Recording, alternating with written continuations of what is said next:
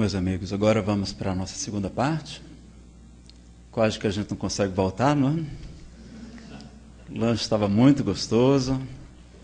E vocês sabem por que espírita come muito? A Sandra Borba, expositora lá do nosso querido Rio Grande do Norte, ela vai dizer que espírita come muito porque aqui é um mundo de provas e de expiações. Então o espírita chega naquela mesa cheia de coisas gostosas, ele espia e prova. Espia, o que é que tem mais? Prova mais um pouquinho. Então, eu estava vendo lá, não é, com vocês, eu estava conversando, quando eu virei, foi realmente uma sessão de desmaterialização. Não tinha mais o bolo que eu tanto gostei, não é? Então vejam que realmente a gente gosta de comer. Bom, pessoal, antes da gente iniciar, a gente tem muitas perguntas e tem também muito tema ainda para falar. E como a gente está gravando, a gente queria aproveitar o máximo de tempo possível para ficar bem completo o seminário. Nós estamos programados para terminar às 5h30, e aqueles que precisarem sair, vocês fiquem completamente à vontade, mas vou pedir a vocês se a gente podia avançar um pouquinho, 15 minutos, meia hora a mais, pode ser até às 6, que a gente... E aqueles que tiverem um compromisso, fiquem à vontade, não é? Tá certo? Se for assim, porque é uma atividade extra, né? Não é uma palestra que as pessoas têm horário, não tem ônibus para pegar, metrô, enfim, às vezes a gente pode se permitir avançar um pouquinho mais, né? Porque lá no Conduta Espírita a gente sabe que André Luiz, pelo Valdo Vieira, defende que a gente deve falar o tempo aprazado. Essa é a regra para as palestras, mas quando necessário a gente faz uma concessão, não é? Não é uma regra, é completamente absoluta. Aliás, se a gente reparar no Livro dos Médiuns, no item 333, é fácil de decorar, né? Porque é 333, Kardec pergunta nas reuniões mediúnicas se aqueles espíritos que são muito metódicos, muito rigorosos com o horário, se são espíritos superiores. E os espíritos de Kardec que não.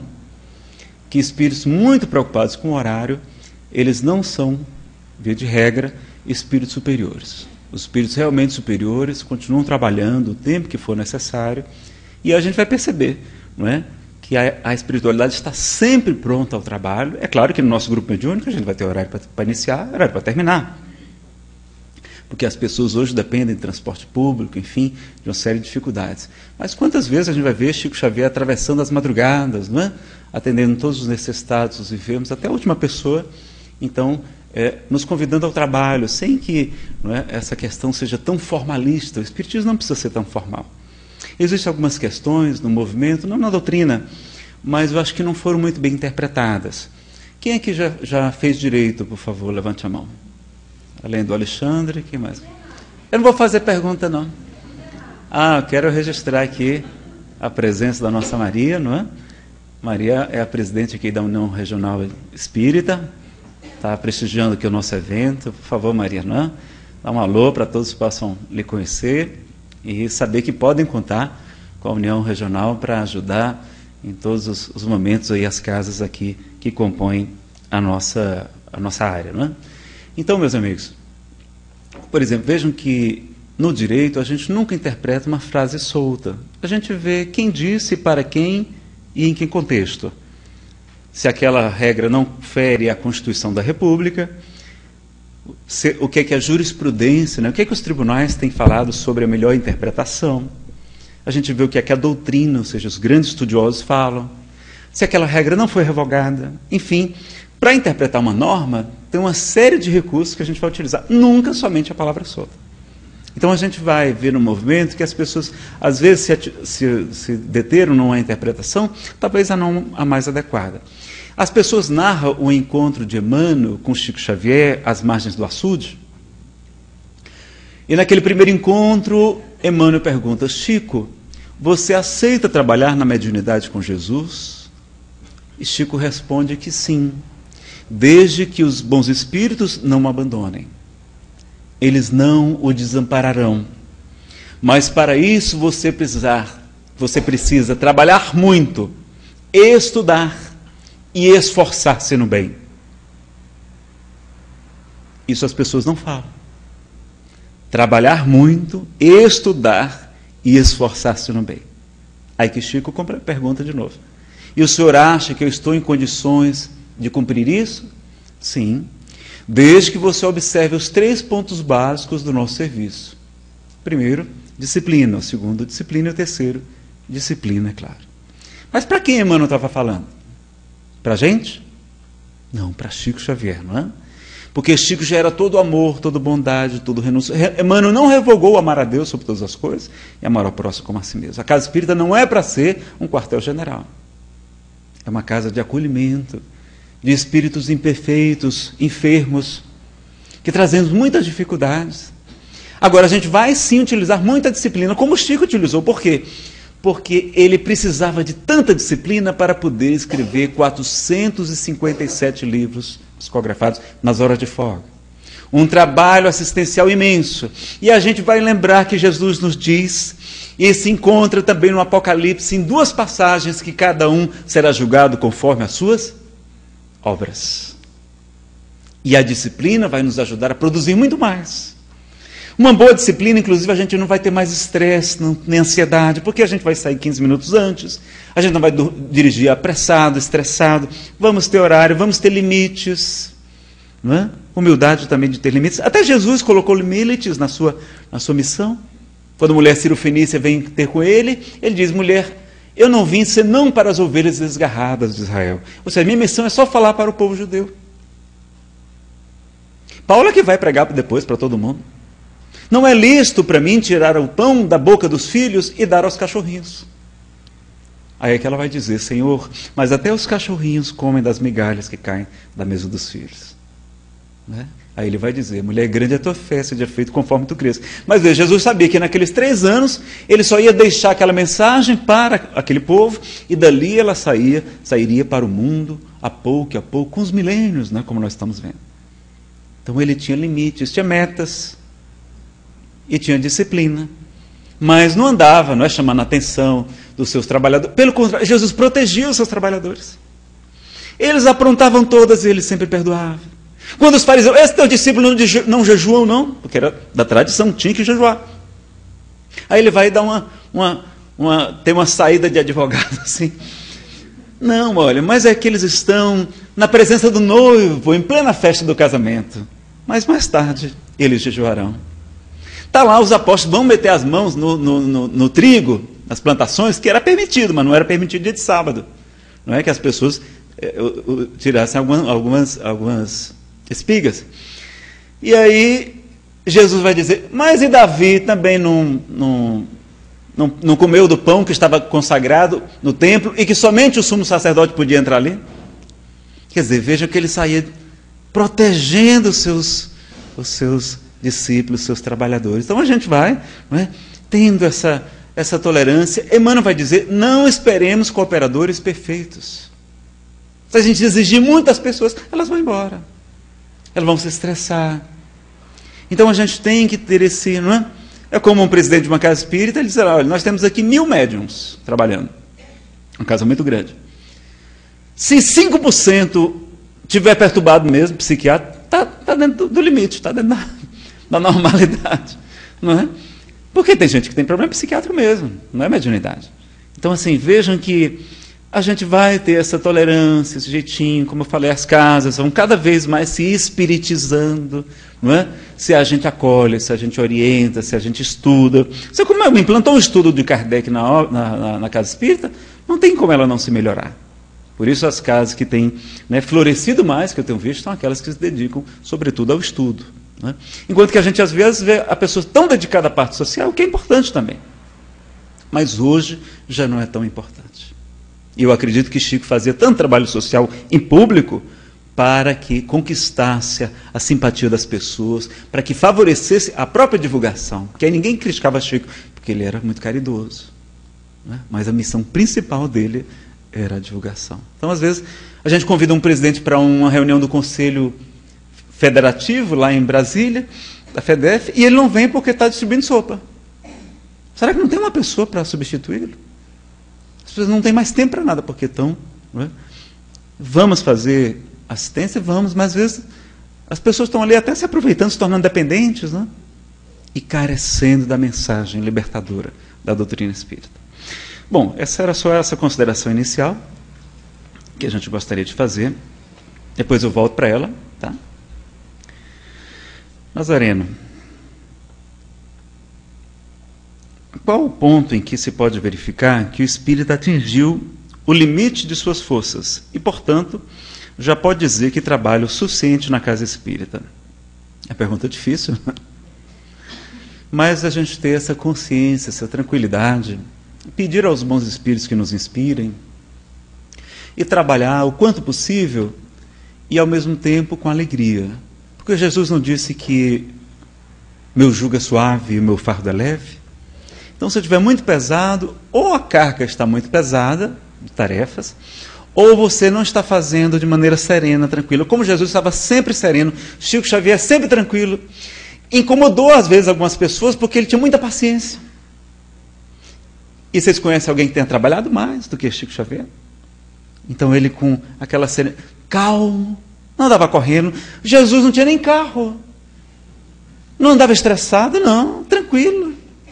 Mas o problema é que a gente quer salvar o mundo, aí é que a gente está exagerando. Então a gente fazer a nossa parte, com dedicação, com alegria.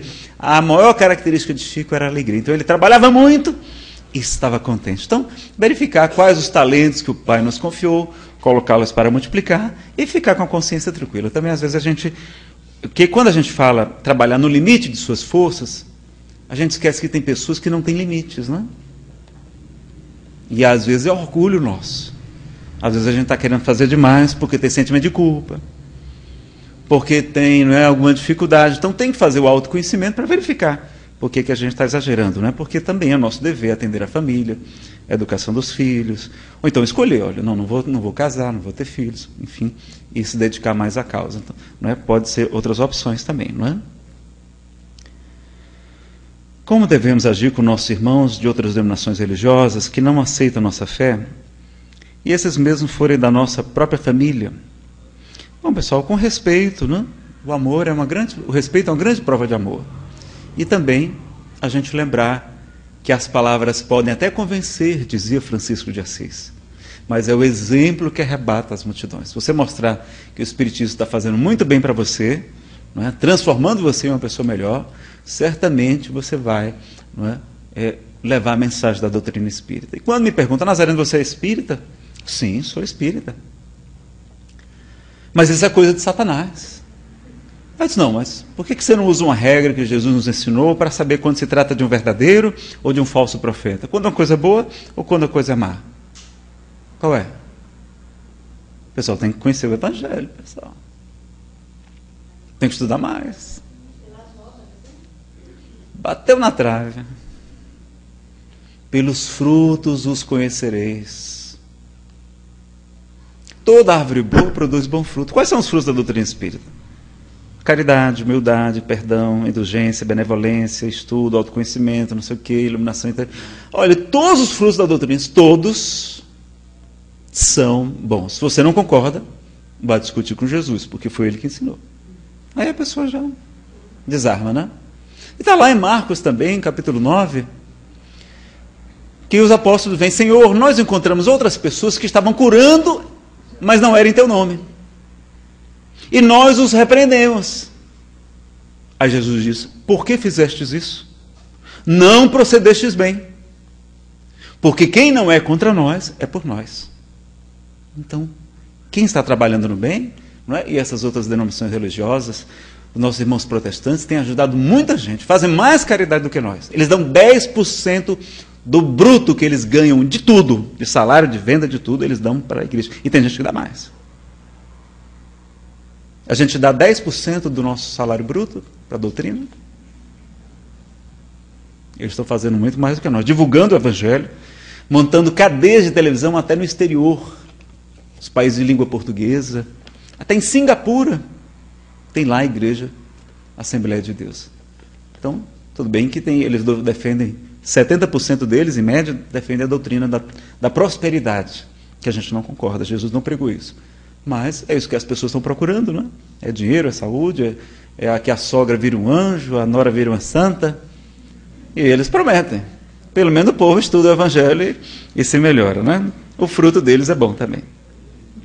Agora, às vezes a gente vai ver, por exemplo, autores espíritas que têm um fruto, muitos frutos bons, e no meio tem um fruto envenenado. E aí a gente vai, aquele fruto, né, na direita, a gente até fala que contamina os outros frutos. Então tem autores que a gente respeita muito, e aliás que nunca se declararam espíritas. Dar um exemplo, porque meu pai deixou de ser espírita por causa desse autor espiritual. Meu pai começou a estudar a doutrina espírita na casa de meu tio, que ele ainda era adolescente, meu pai. Começou a ler Nosso Lar, ele achou muito fantasioso. E aí foi ler um livro chamado Mensagens do Astral, do espírito que assina com o nome de Ramatiz. Aí tinha lá tinha A Vida no Planeta Marte e os Discos Voadores. Foram publicados na década de 50. Imagine, aí papai abriu aquilo e lá dizendo, olha, em 1992 já vai dar para ver a olho nu um planeta que vai se aproximar da Terra, o astro higienizador que vai sugar todos os espíritos atrasados daqui da Terra. No ano 2000 a Europa estará submersa, os antigos continentes da Lemúria e da Atlântida ressurgirão e vão desencarnar 2/3 da humanidade. Papai fechou o livro. Esses espíritas são um bando de loucos. Então vejam, a informação de um espírito isolada, que não passou pelo controle da universalidade do ensino dos espíritos, não é? Kardec vai dizer no Evangelho segundo o Espiritismo, para uma nova revelação ter mais credibilidade, além de passar pelo bom senso, pela lógica, pela razão, ela deve ser ministrada por diferentes espíritos através de médiuns estranhos entre si, que não se conhecem, e sem estarem sob a mesma influência. É o que ele chamou de controle da universalidade do ensino dos espíritos. Ou seja, os espíritos dizendo a mesma coisa, vários espíritos, como ele fez no livro dos espíritos, pegando várias respostas, não é? Cerca de 9 respostas diferentes, de médiuns diferentes, e separando as melhores e fazendo uma síntese. Então vejam que a gente tem que tomar muito cuidado. Porque quando um espírito faz isso, as pessoas dizem que é espírita. Estava lá eu assistindo um vídeo no YouTube de um biofísico da NASA, um astrobiofísico, ele respondendo perguntas de pessoas preocupadas com 21 de dezembro de 2012, que diziam que o mundo ia se acabar, não é? Mais uma vez, depois de dezenas de vezes. E aí, ele respondendo que não tinha nada de ver e tudo, e ele vai identificar 3 fontes desses boatos.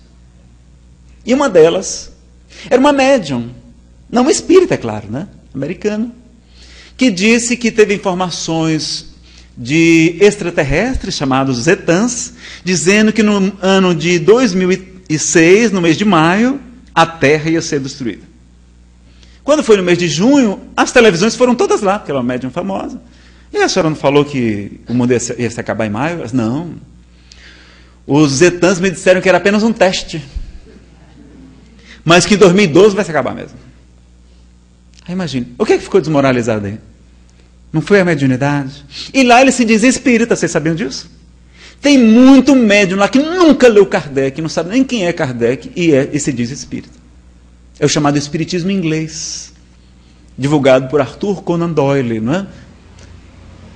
Que na verdade ele escreve a história do espiritualismo e não do espiritismo. Mal comenta sobre Kardec. Vai falar sobre as irmãs Fox, não sei o que, mesas girantes. Isso não é espiritismo, isso é fenômeno mediúnico. Espiritismo é o que Kardec criou, e até a própria palavra foi ele que criou. Então a gente toma cuidado, porque às vezes então tem muita coisa boa na obra dele. Tem, inclusive a gente usa aquela regra que Paulo nos ensina em Tessalonicenses 5:21. Não desprezeis as profecias. Não vamos desprezar as comunicações mediúnicas. Examinai tudo, retende o que for bom. Então tem coisa boa na obra de Ramatiz? Tem coisas ótimas. Mas no meio tem opiniões pessoais do espírito. Informações, não é? Então essas enxertias a gente tem que tomar cuidado. Não é preferível ler Kardec? Porque lá no capítulo da mistificação eles dizem assim. Aliás, eu queria perguntar para vocês, qual a missão do espiritismo? Consolação? É o quê?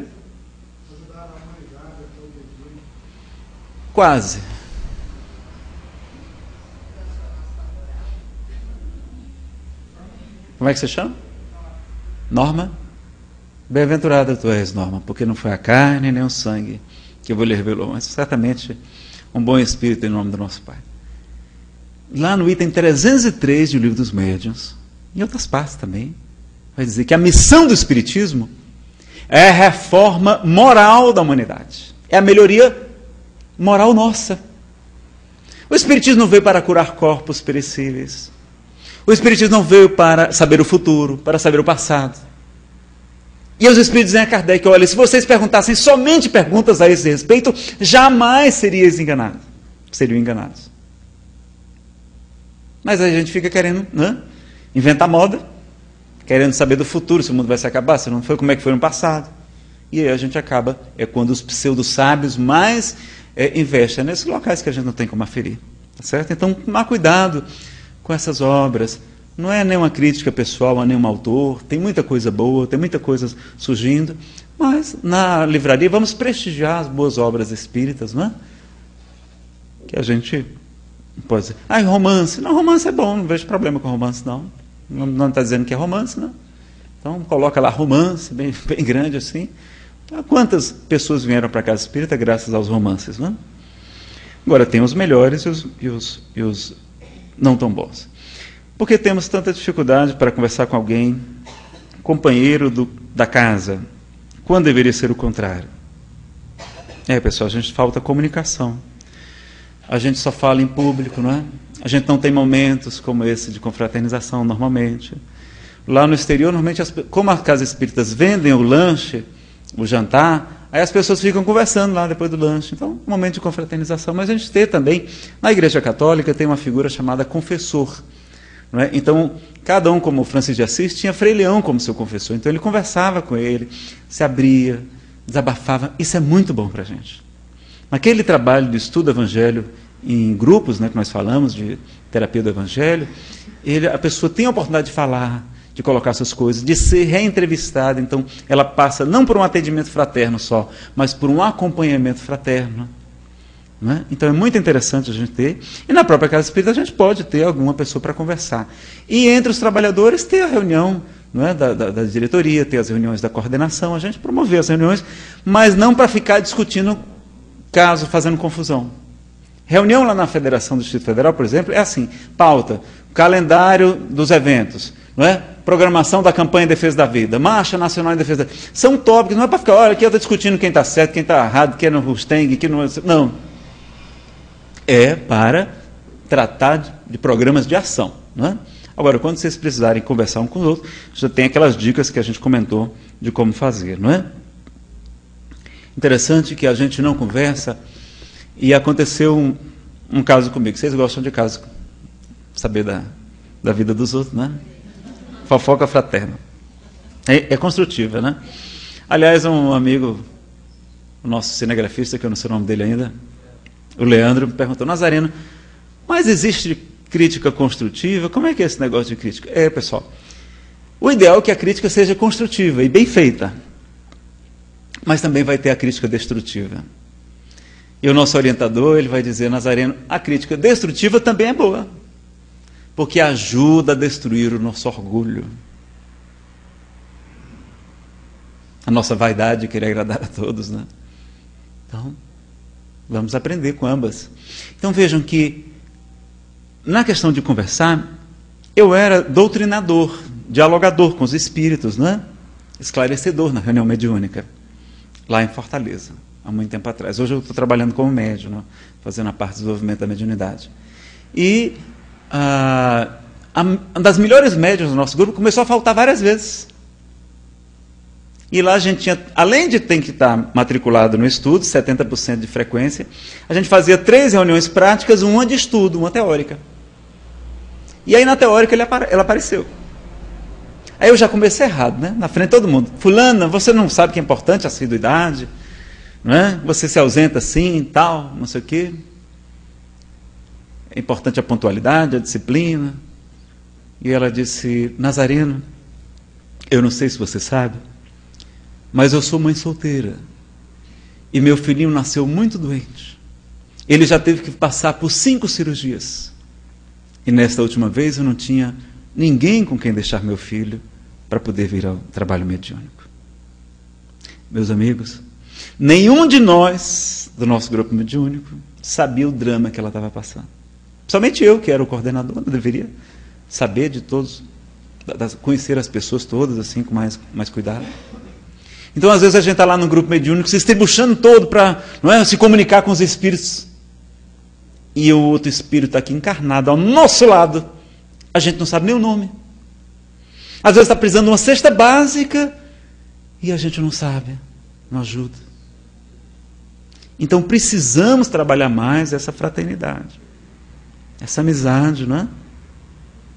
Então, a gente não interage. Às vezes, até porque não quer também muito envolvimento. Mas faz parte do envolvimento, as coisas boas, as coisas ruins. Tem gente que a gente vai ter mais simpatia, outras menos, mas vamos conversar com as pessoas. Então a gente ter esse cuidado, né? Com atenção e conversar. Nazareno, visando uma qualidade maior nas atividades da Casa Espírita, o melhor seria buscar crescente democratização das decisões ou manter centralizadas essas decisões na diretoria? E, se adequado, como proceder essa democratização? Bom, pessoal, na verdade, no mundo espiritual superior não existe democracia, não. Como é que é, Nazareno? Kardec vai nos falar da aristocracia moral. Ou seja, quem dirige são os espíritos superiores. Eles não andam perguntando aos espíritos atrasados o que é que eles acham, não. Não estou falando da casa espírita, estou falando do mundo espiritual. Não é verdade? Lá em nosso lar, quem é que dirige o nosso lar? Não é um governador? Há 114 anos, naquela época, um espírito tão elevado que nunca tira férias. Ao contrário dos outros. Os outros são obrigados. Lísias diz que ele é obrigado a tirar férias. Todo mundo tem que repousar. Tem que se refazer. Né? Pode namorar, os que tem namoro lá, bosque das águas, né? Os campos lá da música, enfim. Então vejam que no mundo superior, os espíritos, de acordo com a sua meritocracia, eles dirigem. Se a gente for consultar cada um para cada decisão, a gente não vai ter um consenso, vamos ter dificuldade. Então o ideal é o quê? Que se eleja, não é?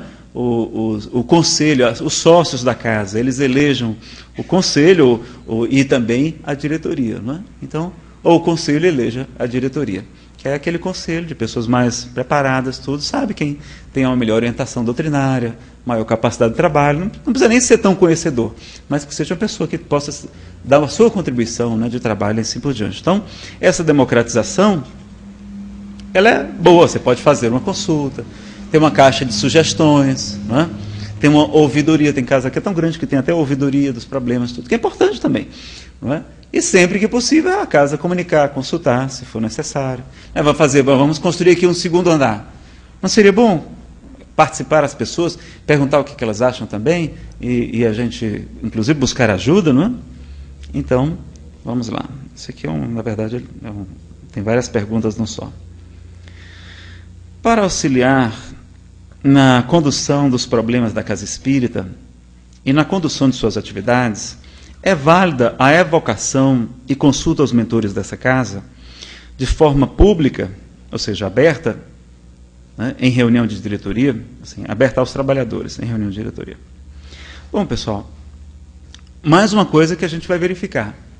Quando a orientação ao centro espírita, né, fala que recomenda que as sessões mediúnicas devem ser privativas, ali é sobretudo as sessões de desobsessão.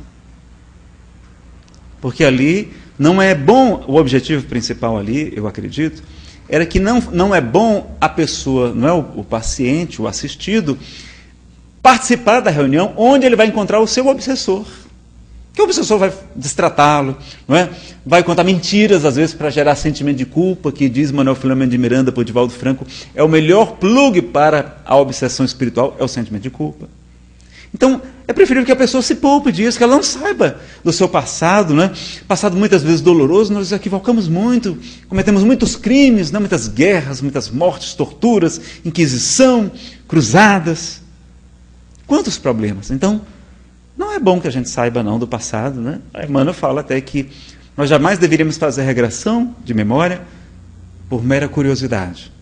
Então a gente vai ver hoje os terapeutas usando, mas por um fim terapêutico e fora da casa espírita, no ambiente adequado. Aqui a terapia é a terapia espírita. Então, a gente vai ter a reunião mediúnica. As sessões com o Chico Xavier, como é que eram? Não eram públicas? Eram as sessões mediúnicas de Correio do Além. Chico psicografava publicamente. É bom e é ruim. É ruim, mas é bom, né? Como é que fala? Por quê? É bom porque o fenômeno impressiona as pessoas também. Então o fenômeno é interessante. A pessoa que está ali, que vê uma mãe chorando, dizendo que reconheceu, com todos os nomes e tudo, aquilo lá impressiona a pessoa. Mas médios como Chico Xavier são raríssimos, meus amigos. Esse trabalho de Correio do Além é muito difícil de ser feito. E a doutrina espírita, não é a missão dela, não é fazer o Correio do Além. Normalmente não é essa. Então, tem algumas casas que se entregam tanto ao trabalho de orientação dos espíritos, que eu tenho a impressão que os espíritos gostariam que a gente assumisse essa tarefa. E que possa vir uma psicografia, uma mensagem, não é? Um trabalhador vem nos ajudar, inspirado. Né? Mas essa prática do guiísmo, entre aspas, né? Alguns criticam, chamam de guiísmo, né? Eu respeito tudo, mas assim, deixar tudo na mão dos espíritos é válido, pode ser, mas será que é o melhor? Porque não tem sempre uma parte do médium? Sempre tem a parte do médium. Hermínio de Miranda, no livro Diálogo com as Sombras, vai dizer que numa boa comunicação mediúnica tem 50% do médium, 50% do espírito. Metade. Então a gente vai deixar que o médium dirija a casa? O médium é que vai dirigir a casa. Com espírito ou sem espírito. Então, é preferível, não é? Que a gente tenha essas sessões. Pode acontecer. Uma casa que eu conheci, por exemplo, chega no Natal ou no Ano Novo, não é? Aí tem lá, chamam os médiuns mais antigos, mais experientes da casa, e eles vão ali psicografar, trazer uma mensagem, e depois eles leem no final a mensagem de bom ânimo, né? Não é uma mensagem também para dizer, olha, faça isso, faça aquilo, não, é uma mensagem de bom ânimo para as pessoas. Não é uma mensagem de direção da casa, não. É mensagem de bom ânimo, de estímulo, não é? Registram a presença dos trabalhadores da primeira hora, dos fundadores da casa. Ele é muito emocionante, é muito bacana. Não é? Então, não vejo nenhum mal nisso. Não é? Então, a gente pode fazer sessões abertas, só que lembrem que Kardec vai dizer que o grupo mediúnico deve ser o mais homogêneo possível. Então, numa casa onde chegam frequentadores, né, atormentados, obsediados, imagine como não é muito mais difícil para o grupo se equilibrar, produzir um bom trabalho. Então eu prefiro as reuniões mediúnicas privativas, né? Excepcionalmente as reuniões assim. Emmanuel recomenda no livro Consolador, ele vai dizer que, com todo respeito ao codificador, alguma coisa assim, não me lembro as palavras exatas, com todo respeito ao codificador, nós não somos daqueles que recomendamos a evocação dos espíritos. Porque, na verdade, no livro dos médiuns está lá, é o guia dos médiuns e dos evocadores. É para ensinar como evocar os espíritos. Kardec vai dizer que tem muitos espíritos querendo se comunicar. Se a gente não evocar, vai qualquer um aparecer. Então eles preferiam evocar. Claro que São Luís normalmente dizia se era possível evocar aquela pessoa ou não. Mas ele vai recomendar. Kardec diz, olha, é preferível a gente evocar. E Emmanuel vai dizer, não somos daqueles que recomendam a evocação. A gente vai analisar que na época de Kardec ele precisava provar o fenômeno. Tinha excelentes médios. Emmanuel registra isso. Devido à excepcionalidade dos médios com que ele trabalhava também. Crianças, né, jovens de 14, 15, 16 anos de idade. As Caroline Julia Boudin, a senhorita Jafé, Arline Carlotti, não é? A irmã Cid Faux, várias médias extraordinárias. E aí o que é que ele vai fazer? Então ele vai recomendar. Mas aí Emmanuel vai verificar o quê? E se a gente analisar hoje, nos grupos mediúnicos, a gente está lá para provar a imortalidade da alma. Não, a gente está lá o quê? Para fazer doação de fluidos, para que os espíritos façam curas, não é? É atendimento de socorro aos espíritos desencarnados, gente que nem sabe que desencarnou. É também para os outros grupos mais avançados, grupos de desobsessão. Tem os grupos de educação mediúnica, ou seja, grupos para que os médiuns estão se desenvolvendo a sua mediunidade, educando. Então o nosso trabalho hoje não necessita da evocação. Não é? E eu acho mais seguro, porque nós somos médiuns muito atrapalhadinhos, pessoal. Olha, médios como essa equipe de Kardec, médios como Joana d'Arc, como Eurípides Barçanufo, como Chico Xavier, não é? E tantos outros, e o Ivone Pereira, a gente conta nos dedos. Então a gente é muito frágilzinho, não é? Então vamos, não é? Eu gosto da recomendação de Emmanuel e concordo com ele em que pese, como alguns até, tá vendo, Emmanuel contrariou Kardec. Tá, mas mesmo que Emmanuel tivesse 50 erros, qual é o limite para a gente aceitar, não é? Os erros de um espírito? Que eu não acredito que ele se equivocou tanto assim. Eu encontro 50 erros em Kardec. Não é? Então, assim, a gente vai descartar completamente uma obra? Não. Vai ter falhas, porque o próprio médium tem seus atavismos. Não é? O espírito também não são espíritos puros. Espíritos puros para se comunicar com a gente? Não. Através da gente, não é? Então, vem espíritos mais elevados. Tem espíritos que sabem menos do que nós. Então, a maior lição que Kardec nos traz, ele vai dizer que os espíritos nada mais são do que as almas dos homens que já viveram. Então, a gente tem essa consciência, não ficar idolatrando os espíritos, o guia da casa. Não. Primeiro que eles não devem ser idolatrados. E nem querem. A não ser que seja um espírito, não é, ainda atrasado, não um espírito elevado. Tem mais perguntas aqui? Tá, essa aqui é sobre dependência. A gente fala hoje à noite um pouquinho sobre dependência na palestra, tá? A possessão por espíritos, classificada pela Organização Mundial de Saúde como doença, não é bem assim, não, eu vou explicar. É exemplo claro de reflexos físicos da influência espiritual sobre os encarnados, e todos conhecemos seus efeitos funestos. Também o alcoolismo e a drogadição são instrumentos eficazes para essa influenciação. Como auxiliar o irmão que se encontra com esse tipo de dificuldade? Não é? Bom, a gente vai comentar isso mais tarde. A Organização Mundial de Saúde, na verdade, ela exclui da patologia, no código F44.3, o transe, quando esse transe não é involuntário. Quando a própria pessoa faz o transe porque quer, dentro de um contexto religioso ou social, ela não considera como patologia o transe mediúnico, tá? E realmente é possessão por espíritos, né? É a influência dos espíritos mesmo, que a gente sabe. Mas aquele transe involuntário, aí ele pode ser diagnosticado como uma patologia, tá? Pode ser até uma alucinação, uma esquizofrenia. Tem mais perguntas não, né? Mais perguntas não. Bom, meus amigos, então, nas críticas aqui ao Espiritismo, para a gente ir concluindo, tem uma mensagem no Evangelho segundo o Espiritismo, no capítulo 24, item 19, não é? Que a gente vai dizer o seguinte: rejubilai-vos de Jesus, quando os homens vos odiarem e perseguirem por minha causa, visto que sereis recompensados no céu. Podem traduzir-se essas verdades: considerai-vos ditosos, felizes, quando haja homens que, pela sua má vontade para convosco, vos deem a ocasião de provar a sinceridade da vossa fé, porquanto o mal que vos façam redundará em proveito vosso. Lamentai-lhes a cegueira, porém não os maldigais. Olha que coisa curiosa. Então eu vi um expositor de uma determinada cidade, que ele não concorda com determinadas posturas de instituições ou de outros expositores mais conhecidos, e ele coloca vídeos lá no YouTube, descendo a lenha na instituição, descendo a lenha na pessoa, não é? Aí eu escrevi para ele: olha, fulano, gostei muito das suas abordagens, assim, assim, assado, não é? Serviu para despertar muitas coisas que eu nunca tinha verificado, tal, mas que tal a gente não evitar criticar publicamente, não é? Roupa suja a gente não lava em casa, não é? E aí eu coloquei, lá no Evangelho diz assim: lamentai-lhes a cegueira, mas não os maldigais. Não falem mal deles. Não vamos fazer fofoca. Porque chegou ao ponto, na época do Chico, os detratores do Espiritismo dizem: olha, os espíritas são inimigos fraternos. Porque muita gente atacou o Chico, meus amigos. Olhe para a obra de André Luiz, ser aceita foi muito difícil. Nosso lar foi um escândalo.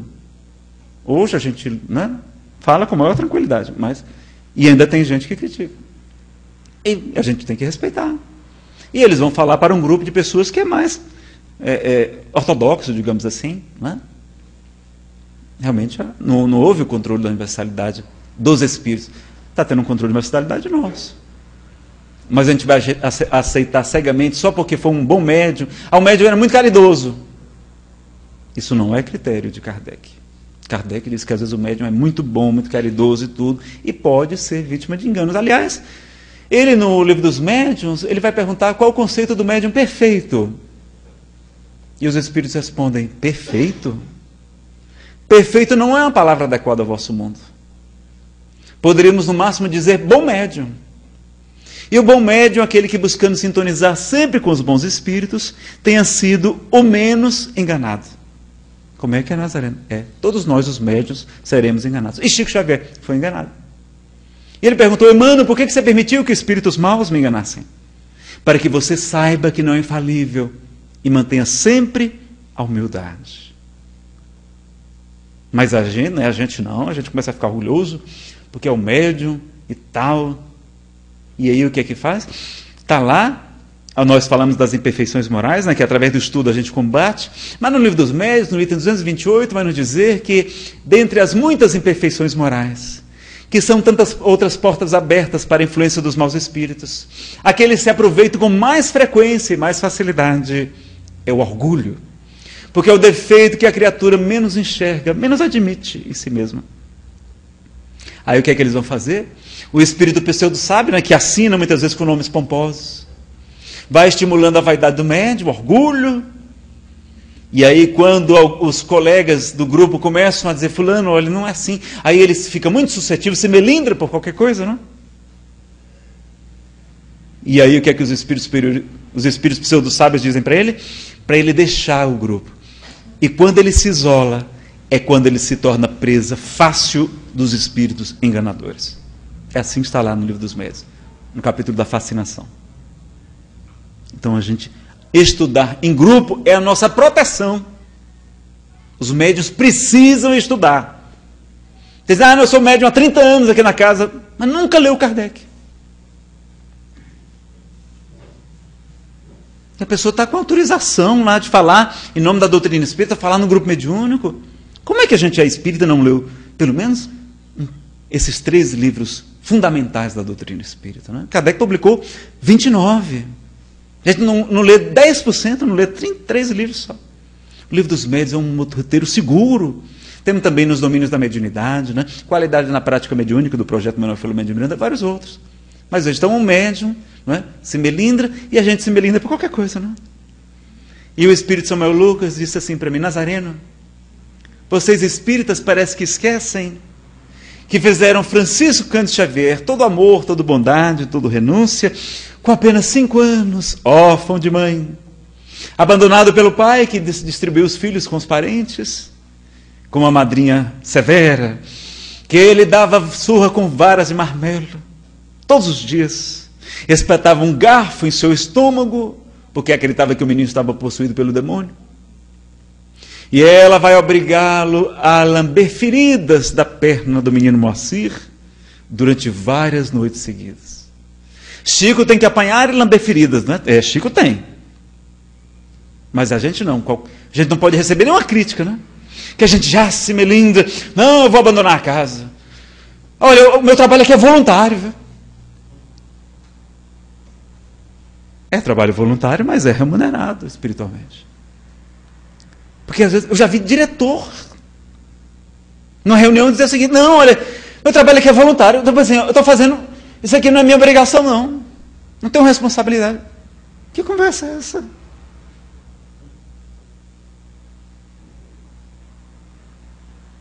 E o Espírito Samuel Lucas diz, olha, só tem benefício quem tem compromisso. Então a gente tem compromisso, sim. É voluntário, mas não está entregue à própria sorte, é uma casa, a gente tem responsabilidades, né? Então Divaldo diz que não confunda bondade com falta de energia, não é? Que às vezes a gente acha que a gente está sendo bonzinho quando não é. Então, nós não sabemos nos defender, quando nos defendemos normalmente atacamos, não é? Divaldo vai dizer que quem é feliz não agride. Quem está bem consigo mesmo não sai atacando as outras pessoas. Se alguém está nos atacando é porque não está bem, não é? Então, a gente vai ver. E tem também uma questão de 2 pesos e 2 medidas no movimento espírita. Não é? Vocês já viram como é que o dialogador fala com o espírito obsessor terrível que está lá sendo atendido no grupo mediúnico, como é que ele fala? Bem bonzinho, né? Ah, meu irmão, seja bem-vindo, nós estamos aqui para lhe ajudar. E é verdade, né? O maior carinho do mundo. O espírito terrível, provocando suicídio, separação da família, não é, destruição dos lares. E o dialogador com o maior carinho do mundo. Está certo? Não, está certo, não está errado. Às vezes até precisava de mais firmeza. Jesus era firme também quando falava aos espíritos atrasados. Mas aquele mesmo dialogador, quando sai do grupo mediúnico, encontra um trabalhador. E é implacável nas críticas contra os poucos trabalhadores que Jesus pode contar. Então o Espírito Santo Nazareno não pode ser 2 pesos e 2 medidas. Vamos tratar os trabalhadores pelo menos do mesmo jeito que a gente trata os obsessores? Não é verdade? A gente trata tão bem os obsessores, por que não pode tratar bem os trabalhadores? É ainda a nossa hipocrisia. A gente não pratica realmente o que deveria, não é? Esse mouse aqui não está funcionando mais. Obrigado. E às vezes, por causa de 1 minuto, a gente esquece décadas de serviço, de trabalho no bem daquela pessoa, não é? Então a gente ter também essa consciência de ajudar a todos. E às vezes 1 minuto que a pessoa não foi feliz. E meus amigos, está lá. No Livro dos Médiuns diz que a obsessão é um escolho da mediunidade. É um obstáculo natural da mediunidade. Todo médium vai ficar obsediado alguma hora, algum momento. Então será que nesse minutinho que a gente está obsediado, a gente não vai falar alguma bobagem? Vai. Não é? A gente não tem direito de errar, não? Tem, não tem? Tem. Tem direito de errar também.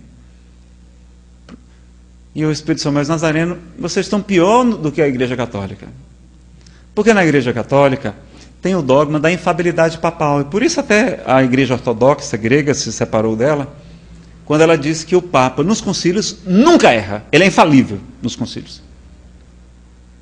E aqui no Espiritismo, não é só o Papa, não. Ninguém pode errar, porque se errar uma vez já está banido, proscrito, né? Tem que reencarnar, e se descobrirem que aquela pessoa que reencarnou, não deixa trabalhar, não. Então, não podemos ser assim também, não é? Vamos ver, vamos lembrar dessa questão também, não é? Água da Paz aqui a gente já falou, não é? Machado de Assis, não Francisco, mas Machado de Assis, o escritor vai dizer que o maior pecado, depois do pecado, é a publicação dele. Né?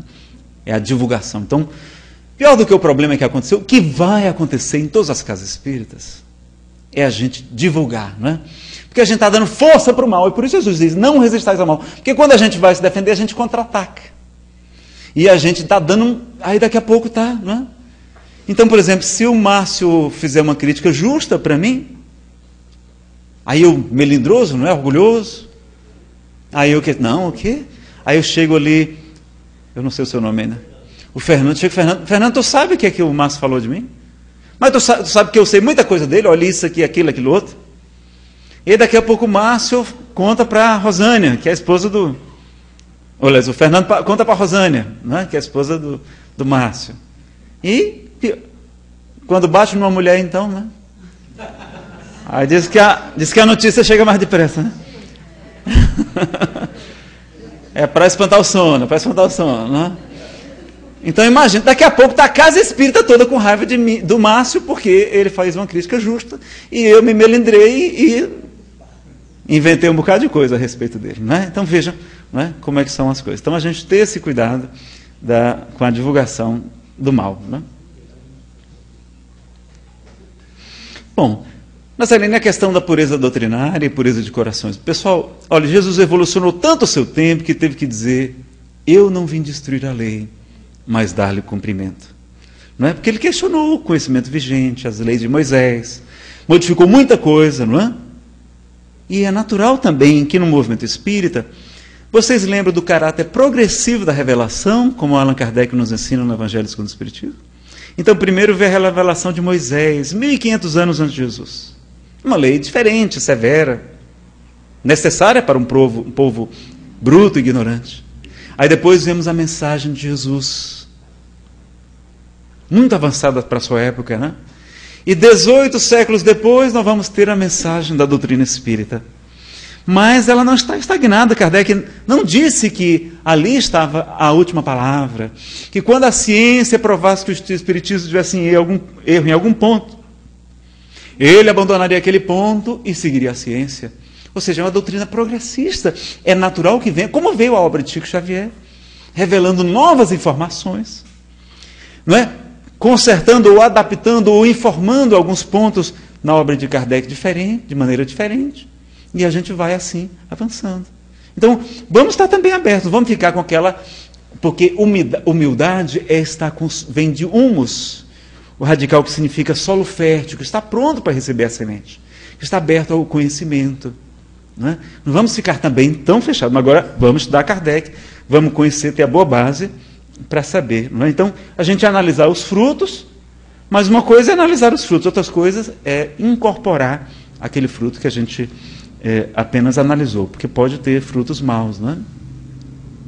Então, Kardec foi muito rigoroso, porque ele vivia a época do positivismo, não é? Da deusa razão, da ciência, e foi extremamente cauteloso. Então, ele vai realmente utilizar muito critério. O Espírito Erasto dizer que é preferível rejeitar 10 verdades a citar uma única mentira, porque o cuidado, porque era a vitrine da doutrina espírita. Se Kardec errasse, a doutrina estaria comprometida. Né? Então, como as federações são normalmente, as federações, nos ensina o nosso querido João Pinto Rabelo, de Brasília, elas têm que andar um passo atrás do movimento, porque elas são também vitrine. Então, se ela, imagine, não é, lança um livro, uma coisa que, um tratamento, uma questão problemática, que vai ser depois desmentida pela ciência, vai ser desmoralizada toda a doutrina. Então a gente vai trabalhar sendo um pouco mais conservador, e aí os órgãos de unificação vão fazer isso, nós vamos unificar em Kardec, não é? E as casas que têm suas particularidades, a gente não tem nenhum problema, mas vamos promover os cursos, os eventos, os seminários, para a gente tentar ir difundindo cada vez esse bom conhecimento daquelas regras que a gente acha que são melhores. Marta Antunes, da Federação Brasileira, esteve fazendo seminário lá na FEDEF, ela disse, olha, a gente não vai ficar criticando o autor tal, técnica X, técnica... Não, isso não é nosso propósito. A gente vai nos seminários tentar ensinar o que a gente já viu que tem dado certo. Aquilo que é mais seguro, mais tranquilo. E as pessoas que quiserem pesquisar, estudar assim por diante. Então, o próprio Divaldo diz, na hora que a gente está criticando os outros, a gente está divulgando. Olha, não leiam o autor tal, não. Aí todo mundo fica curioso para ler. Né? É que nem o Auto de Fé de Barcelona. Então, não é que... E a gente não vai ter index, librorum, proibitorum. Não existe livros proibidos. Agora, na livraria da Casa Espírita, a gente não precisa vender tudo, não é? Principalmente coisas que estão contra o que é a nossa filosofia. Tá certo? Então, a gente vai... Não é? Ou então, colocar, olha, aqui é contra mesmo os livros que atacam o Espiritismo. Você coloca lá também, como o próprio Kardec sugere. Mas tem livros que se passam por mediúnicos, se passam por espíritas e estão muitas vezes gerando divisão, criticando o movimento de unificação. Crítica é válida? É, mas como é que a gente tem que fazer a crítica? Chama teu irmão em particular. Né? Então que vamos procurar os órgãos de unificação e tentar mostrar o que está errado, mas não ficar lançando livros e criticando. Isso não é justo, não é correto, eu acredito, né? Ou não é o mais correto. Lamentar eles a cegueira, mas não os maldigais. Então, os palestrantes devem ressaltar o que for sua opinião pessoal, que faz parte da codificação, citar as fontes, não é? Aqui o controle a gente já falou. Nazareno, como reconhecer os que se desviaram do caminho, do bom caminho? Está lá no Evangelho segundo o Espiritismo, capítulo 20, item 4. Pergunta, se entre os chamados para o Espiritismo, muitos se transviaram, olha aí, na época de Kardec, já muitos se transviaram, quais os sinais pelos quais reconheceremos os que se acham no bom caminho? Resposta, reconhecê-los-eis pelos princípios da verdadeira caridade que eles ensinarão e praticarão. Reconhecê-los-eis pelo número de aflitos a que levem consolo. Reconhecê-los-eis pelo seu amor ao próximo, pela sua abnegação, pelo seu desinteresse pessoal. Reconhecê-los-eis, finalmente, pelo triunfo de seus princípios, porque Deus quer o triunfo de sua lei. É do Espírito Erasto, né? Já perceberam que Kardec nem colocava o nome do médium? Colocava do espírito e às vezes colocava espírito protetor, não é? Então aqui a gente já falou da disciplina. Se você não acredita em disciplina, observe um carro sem freios, né? E a disciplina vai ser muito importante, sobretudo para os médiuns, e para que a gente possa produzir mais. E o orgulho é o pai de muitos vícios, já falamos aqui um pouquinho do orgulho. Aqui também já falamos. Também. E vai ter, por exemplo, Nazaré, nesses movimentos paralelos, né? Vão existir? Vão, como é natural. Nem todos vão raciocinar, como a maioria não tem raciocinado. Inclusive, vão fazer fundamentações baseadas em Kardec também. E a gente vai considerar o quê? Bom, o que é que diz a física? A física diz que forças paralelas somam-se, não é? É isso que a física diz. Então não tem nenhum problema de ser paralelo. O problema é quando são movimentos que se chocam, não é? Então fica um atacando o outro, desmerecendo o outro. Então isso aqui não é o ideal. Porque ser diferente é natural. O que nos divide não são as teses, não. O que nos divide é o orgulho. É, às vezes, a maneira de lidar com a diferença, que a gente não sabe, né, lidar com essa questão da alteridade, né, de respeitar essa diferença. Então, há movimentos, inclusive, fora do Espiritismo. Por exemplo, o Valdo Vieira saiu do Espiritismo para montar lá a Projeciologia, a Conscienciologia. Ele está fazendo aquilo que ele acha certo, né? E ele está, né, certamente ajudando muitas pessoas também. E nós respeitamos, sobretudo por quê? Porque ele não utiliza o nome espírita, ele não se declara espírita. Então ele está sendo muito honesto. Então a gente tomar esse cuidado só, né?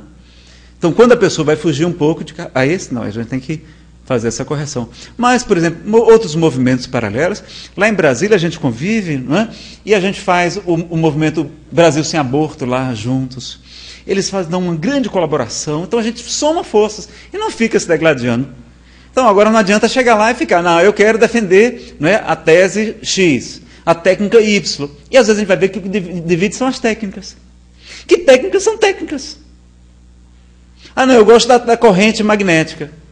Sim, pessoal, mas se a gente fizer com fé, não é? com bom ânimo, com os médios, será que não, qualquer técnica que a gente usar não vai dar certo? Vai.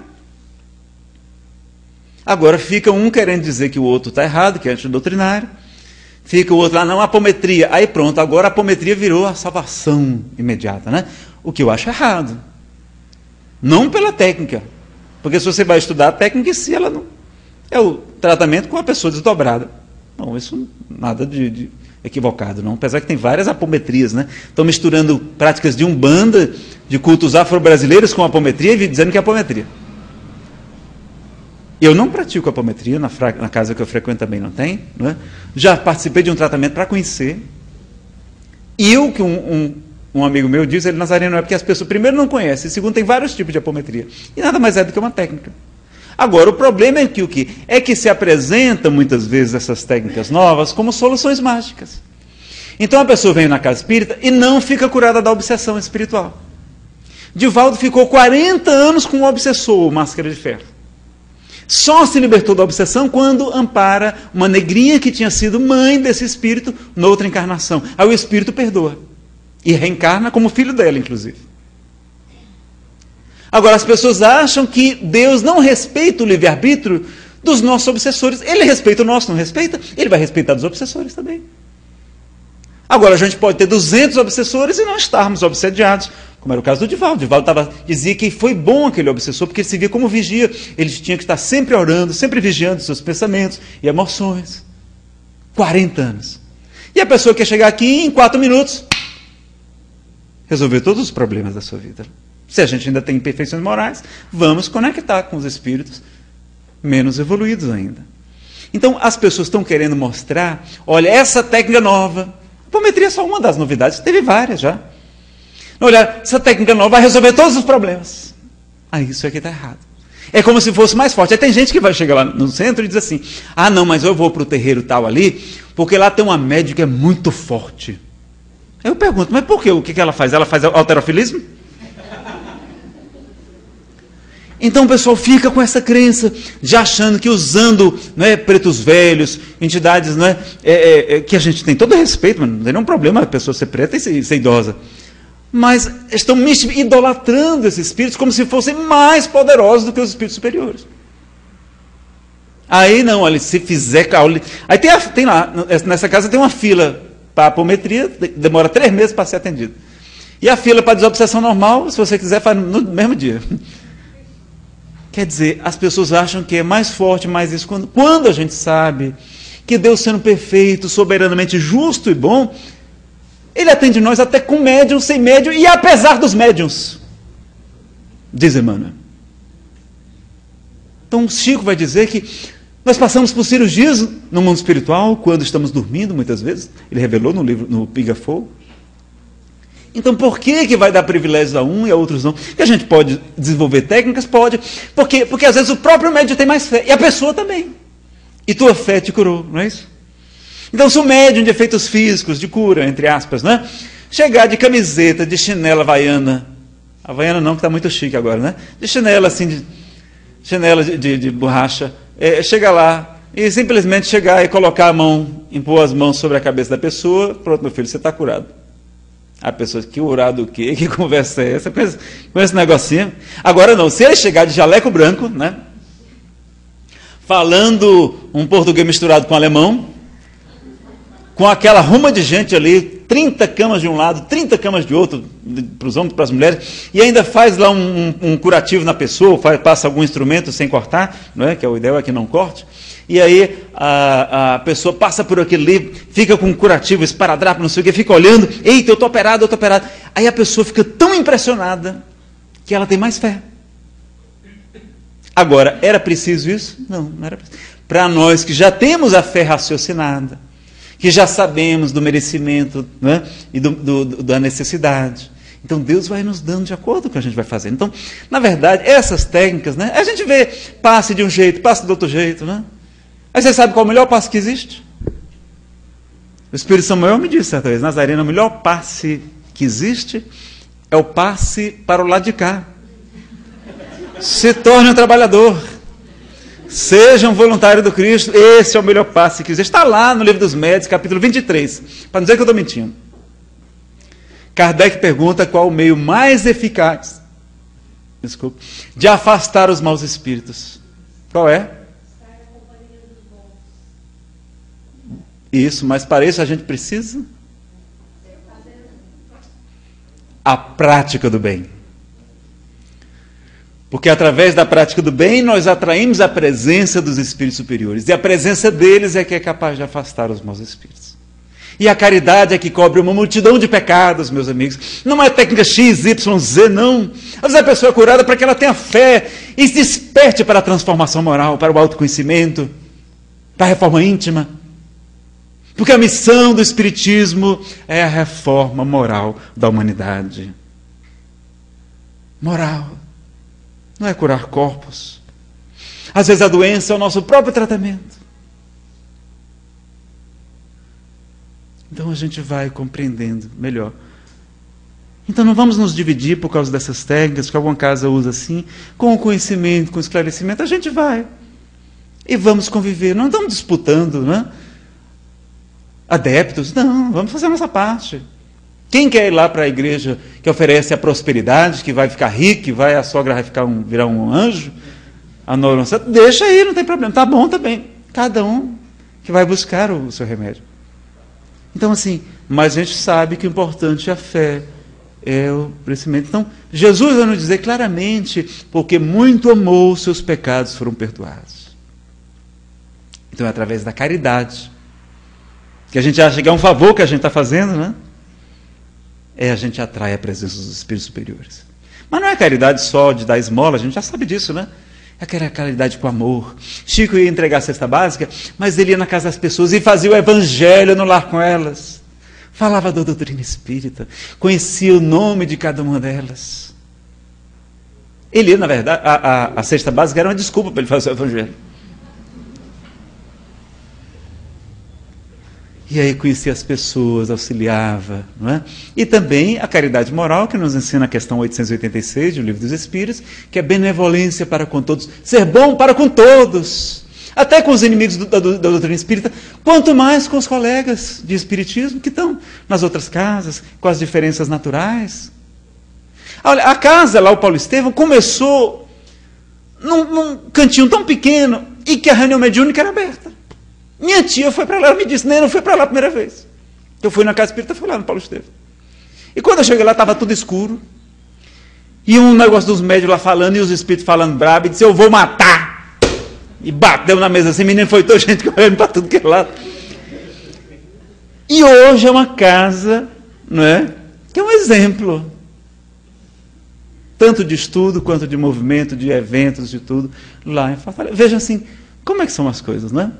Então a gente tem essa compreensão de que cada um vai se arrumando. Então vamos ter essa consciência de que não é a técnica em si que é importante, mas sim o merecimento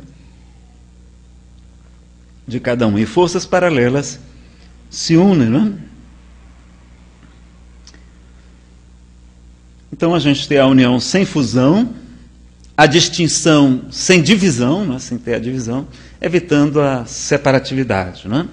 Então a gente vai ver a diferença, por exemplo, do trabalho de Pedro e o trabalho de Paulo. Pedro lá na Casa do Caminho, assistindo os necessitados, né? Divulgando o evangelho ali aos poucos, e Paulo primeiro vai chegar lá e vai dizer, olha pessoal, tem que botar esse povo para trabalhar, vai ensinar a promoção social, não é? E vai também sair pregando de maneira mais ampla do que Pedro também. Né? E cada um então com seu talento colocando em ação. A tolerância para com as imperfeições alheias, não é? E vejam que Paulo vai fazer várias concessões na doutrina do Cristo. Porque a doutrina do Cristo, quando nasceu, estava inserida muito dentro do judaísmo. E os primeiros apóstolos, Pedro, Tiago, sobretudo, que era um grande defensor do judaísmo, eles não aceitavam que a pessoa fosse cristã, não fosse circuncidada, não é? Passada pela circuncisão. E também não aceitava alimentação. Por exemplo, os judeus não se alimentam de carne de porco, não é? Tem até uma série de questões na alimentação, não só a carne de porco, mas tem umas outras restrições, como é que deve ser abatido o animal e assim por diante. E Paulo ia pregar para as pessoas que não eram judias, romanos, pagãos, isso e aquilo, como é que ia ser? E aí ficou aquele problema. Olha, tem que mandar capar os homens, né? Passar pela circuncisão. Tudo adulto já, né? Não era uma complicação muito grande? Será que tinha que absorver isso? Jesus nunca, pelo menos que a gente saiba, nunca se manifestou sobre essa questão. Então, a lei de Moisés teve que ser adaptada, modificada. Olha, isso aqui não, vamos abandonar esse hábito aqui, essa exigência, para que a gente possa levar a doutrina cristã a muitos outros corações. Né? Chegando a chuvinha boa aí, devagarzinho. E a gente vai ver, então, que eles fazem, a gente pode fazer essas concessões e adaptações, né, naquilo que não é essencial, que não prejudica a doutrina. Né? Não ia prejudicar em nada o cristianismo, as pessoas não serem circuncidadas. Né? Então a gente vai dando esse desconto e vai estudando, aprofundando, não é? Até que com o tempo a gente vai ver. Agora, as diferenças sempre existirão. A questão é saber lidar com elas. Então, distorções doutrinárias vão acontecer? Vão. Dentro da casa espírita, vão. Como é que a gente vai lidar com elas? Então, a gente vai utilizar aquelas regras de como chamar alguém que a gente acha que está em erro.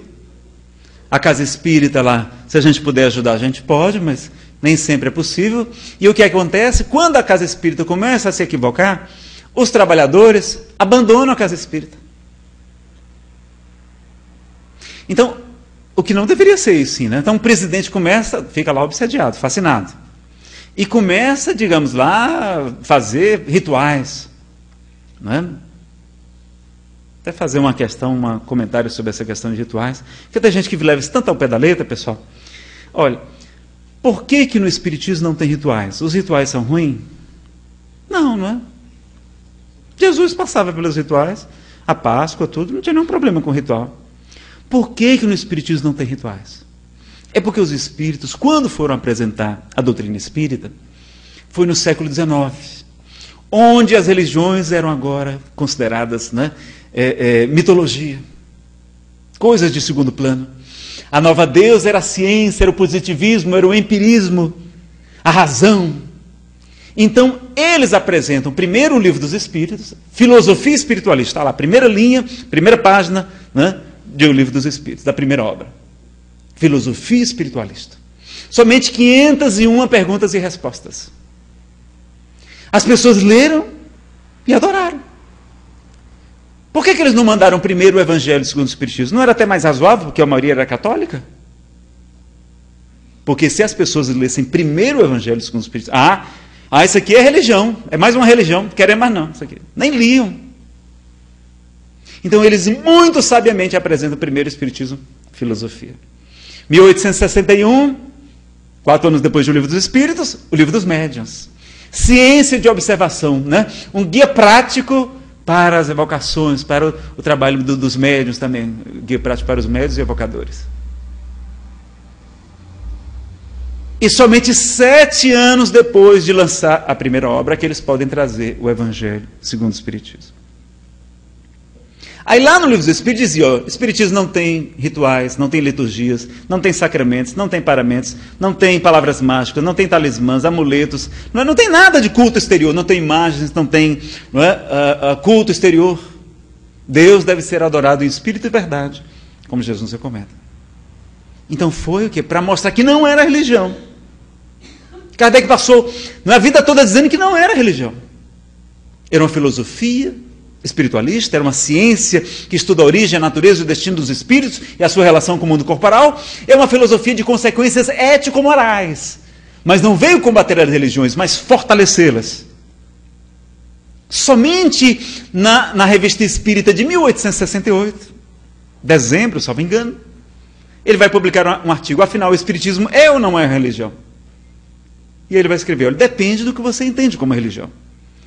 Se você entende religião como um conjunto de hierarquia sacerdotal organizada, de liturgias, o Espiritismo não é uma religião. Agora, se você entender que religião é algo que liga o homem a Deus, então o Espiritismo é sim uma religião e nós nos ufanamos, nós nos vangloriamos disso. Vejam. Mas aí sempre foi o quê? Mostrado como não sendo religião, como na sentido estrito não é. Agora, não quer dizer por isso que esteja errado algumas coisas. Por exemplo, a gente fazer uma prece no início, ler uma mensagem e fazer uma prece no final não é um ritual? É um ritual, não é? Tem algum problema com isso? Não, o problema é você dizer assim, olha, se não tiver a mensagem no início, a prece e a prece final, o passo não vai funcionar. Aí estava errado. Olha, se não tiver, não é, determinada prática, a pessoa não vai salvar. Não é isso que está se dizendo. Então é bom colocar uma música. Eu coloco a música antes de fazer a minha prece. Em casa eu coloco uma música instrumental. Não é? Ajuda-me a sintonizar com os bons espíritos. E a gente vai. Então, não é só... Porque tem gente que diz, não pode nem ter flores na casa espírita. Nem flor não pode. Nosso lar é cercado, né? Cada casas cercadas de rosas, fala da proteção, da vibração. Tem gente que diz, não pode ter canto, não pode ter música, isso é inário da igreja, isso é atavismo da igreja. Qual o problema da gente ter música? Então as pessoas se prendem, né, na forma e não procuram entender a essência. Qual o problema da música? Então assim, eu pessoalmente, estou falando aqui opiniões pessoais, tá, pessoal? Eu acho que não tem nenhum problema com a música. Não tem nenhum problema. Não é? Às vezes uma imagem bonita, um painel bonito. Qual o problema? Não vejo bonito para sair na filmagem, para as pessoas se sentirem harmonizadas. A imagem, André Luiz vai dizer que a imagem de Jesus é a imagem mais harmonizadora para qualquer ambiente. Então as pessoas, não é? Terem imagem. Agora, não é para colocar um busto de Allan Kardec para o povo vir aqui na frente, se benzer, não é? Colocar uma moedinha, acender uma vela. Não, aí não é, pessoal? Mas vocês entenderam? Que às vezes a gente está se prendendo, tá se prendendo com coisas pequenas que não são tão importantes. E aí entender por que no Espiritismo não tem. Então, no Espiritismo não tem ritual, não tem dízimo, é para não dizer que era religião. Não é que o dízimo seja errado, não. A gente pode e deve sim ajudar as nossas casas espíritas, até para que ela não saia buscando recursos de maneira menos apropriada, tá certo? Então, temos que valorizar o estudo das obras de Kardec, não é? A Federação Brasileira tem as apostilas muito boas e que tem um material todo embasado em Kardec na melhor literatura espírita. Podemos ter grupos de pesquisa, por exemplo, não, vamos estudar esse negócio de... Podemos ter grupos isolados de pesquisa, vamos estudar a obra de fulano, vamos estudar a obra de tal autor, a obra, não é? Técnica X, vamos fazer um teste. Então a gente pode fazer, né? A casa pode fazer. Agora, regra geral, a gente vai oferecer o que nós temos de melhor, e mais seguro e mais tranquilo, não é? E não incorporar nada à doutrina sem nenhuma questão. Bom, nós estamos então chegando ao nosso encerramento. Alguém tem mais alguma pergunta por escrito? Pode encaminhar. A gente está com o tempo... Aí já vai dar, então, para a gente terminar mais ou menos no horário correto, não? Bom, meus amigos, na nossa mensagem de encerramento, nós trouxemos do Evangelho segundo o Espiritismo, aquele mesmo capítulo 20, agora o item 5. Nisto conhecerão todos que sois meus discípulos, se vos amardes uns aos outros, assevera-nos Jesus. E o Espírito verdade observa, ditosos, felizes, os que hajam dito a seus irmãos, trabalhemos juntos e unamos os nossos esforços, a fim de que o Senhor, ao chegar, encontre acabada a obra, porquanto o Senhor lhes dirá, vinde a mim, vós que sois bons servidores, vós que soubestes impor silêncio aos vossos ciúmes e às vossas discórdias, a fim de que daí não viesse dano para a obra, porque a obra é do Senhor, não é, meus amigos? Então a gente vai colocar um vídeo para nos preparar para a prece. Vocês encontram no YouTube, é a prece do servidor. Esse vídeo foi apresentado em homenagem a Chico durante o primeiro Congresso de Medicina e Espiritualidade em Washington, nos Estados Unidos, em 2006. Por isso as legendas em inglês, tá? Vocês encontram na internet. Prece do servidor, homenagem em Washington. Pedir para apagar as luzes.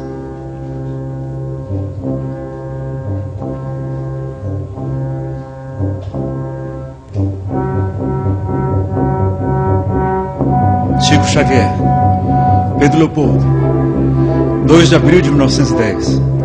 O maior divulgador da doutrina espírita nasce em uma família de 15 filhos. Às margens do açude, com muita humildade, vai receber as orientações de Emmanuel, do trabalho, do estudo, do esforço no bem e na disciplina que nos faz produzir muito mais. 467 livros, milhares de cartas dos filhinhos para as mães, os livros que consolam, que esclarecem, que iluminam. Aquele que quiser ser o maior de todos, seja servo de todos, levando o Espiritismo, o consolo, a alegria, o esclarecimento a milhões de corações.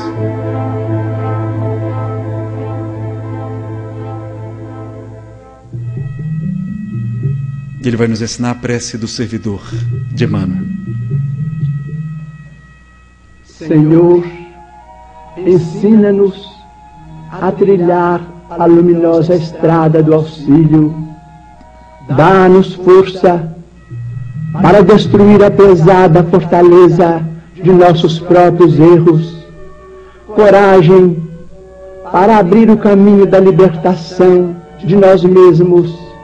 E recurso para desobstruir o coração em favor de nossos semelhantes, entregando-lhes, enfim, os tesouros de amor que nos confiaste, que por onde passemos, a dor se faça menos angustiosa, a ignorância menos agressiva, o ódio menos cruel, a treva menos densa, o desânimo menos sombrio, a incompreensão menos destruidora. Se não possuímos ainda bens positivos com que possamos enriquecer a jornada terrestre, ajuda-nos a diminuir os males que nos rodeiam, que em Teu nome distribuamos fraternidade e renovação, usando com alegria os dons sublimes e invisíveis do silêncio, da compreensão e da renúncia. Senhor, que nos ensinaste sem palavras as supremas lições da simplicidade na manjedoura e do sacrifício na cruz, indicando-nos assim o roteiro da construção espiritual e da ressurreição divina.